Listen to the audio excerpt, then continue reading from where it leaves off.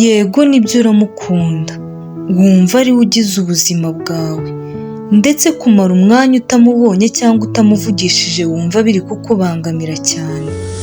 Ariko se wumva uzihangana kugeza ryari?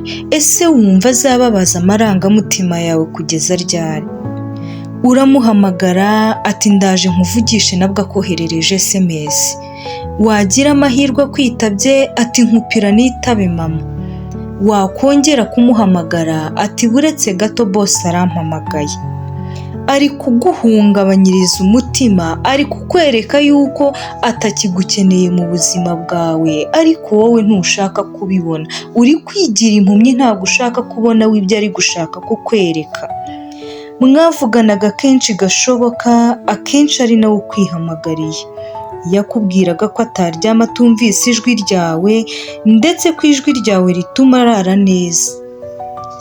Yakubwiraga ko ijwi ryawe rituma asinzira neza ndetse akarota inzozi nziza nk'aho yibereye muri paradizo. Yakubwiraga ko impumuro yawe imuhumurira neza, n'iyo waba udahari impumuro yawe akomeza kuyumva. Yakubwiraga ko ijambo yifuza ko umubwira kenshi ari uko wamubwira ngo ndagukunda.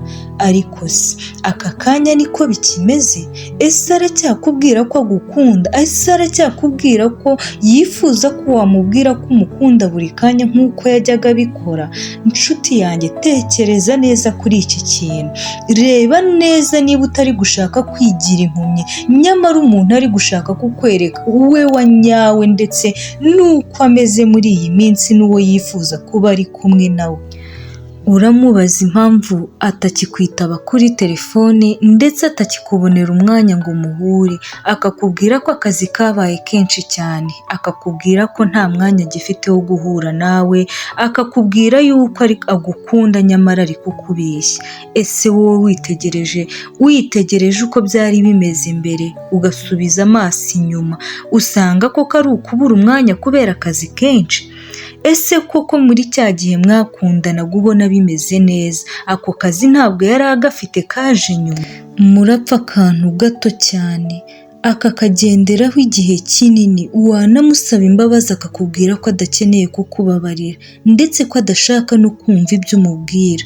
Nawe ubwawe uri kubibona ko yahindutse, uri kubibona ko ari gushaka kukunaniza, ariko ukavuga ngo urakomeza wihangane.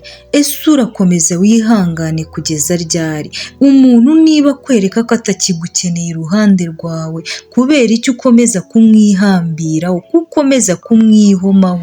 Wikomeza kumwereka ko ari we ugize ubuzima bwawe, atazakubabaza birenze, noneho ukazisama wasandaye nta n'igaruriro ufite.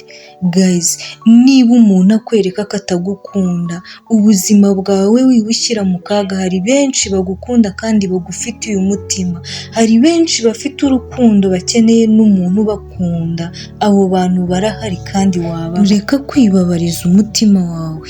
Menya ko ndakwanze itakivamo ndagukunze, kandi gukunda utagukunda ari nk'imvura igwa mu ishyamba.